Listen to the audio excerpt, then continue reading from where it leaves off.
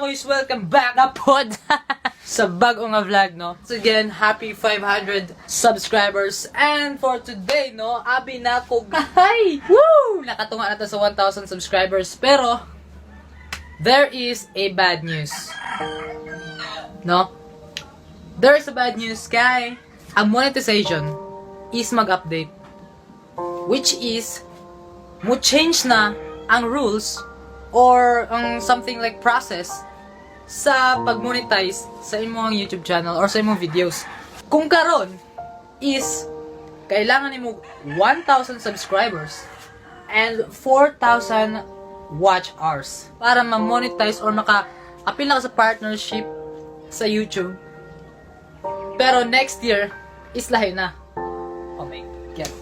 No, this is a bad news for all of the small YouTubers out there, no? Bad news kay kaninga news makawalag gana og something like it's not good kay Badman.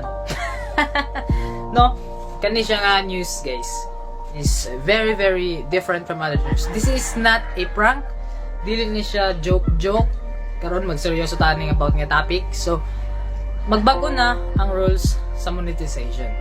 Just like I said, kung sa una 1,000 subscribers lang kailangan and 4,000 watch hours ang kailangan for 12 months manata, no? Mag-change na siya from 1,000 subscribers times 10 na.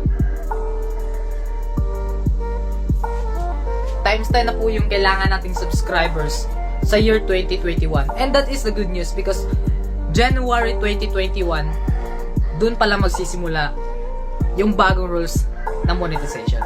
So, ibig sabihin, meron pa tayong ilalabing mga buwan na kailangan pa nating i-improve ang ating YouTube channel, mga quiz, no? Ngayon, nasa 507 subscribers tayo. And, konti pa lang yung watch hours ko. So, kailangan ko mag-daily uploads. For the small YouTubers out there, no, kailangan natin mag-doble sikap ngayong mga nalalabing buwan ng 2020. Kasi nga, sa year 2021, magbabago na yung rules ng monetization. Nakakawalang gana. Pero kailangan talaga natin magsumikap ngayon.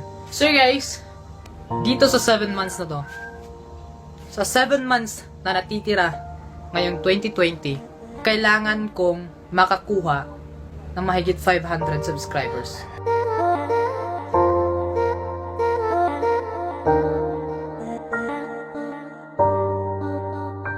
At pagkatapos nun, pag nakuha ko na yung 500 subscribers, ay kailangan ko mag-daily uploads pa talaga para ma-reach ko yung 4,000 watch hours na kinakailangan para makapag-apply na ako sa partnership na YouTube.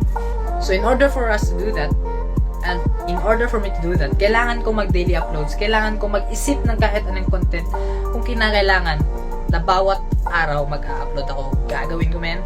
Pero hindi ko yun makakaya kung wala yung mga viewers ko. Kaya, ito yung sasabihin ko sa lahat ng mga YouTubers dyan, ng mga small YouTubers kagaya ko.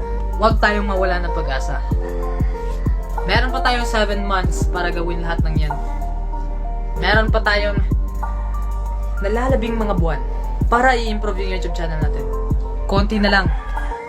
Sa year 2021, kailangan mo na ng 10,000 subscribers at 5,000 watch hours bago ka ma-monetize.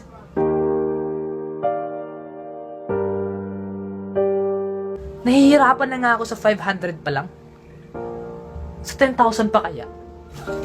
God, man, I can't take this. Oh my God. So, yun lang mga kuys, no? Pinalita ko lang yung masamang balita. Kasi nga, naging 10,000 subscribers siya. Kasi naman, dumarami na yung mga YouTubers sa buong mundo. And siguro naisipan ng YouTube na kakaunti yung 1,000 subscribers.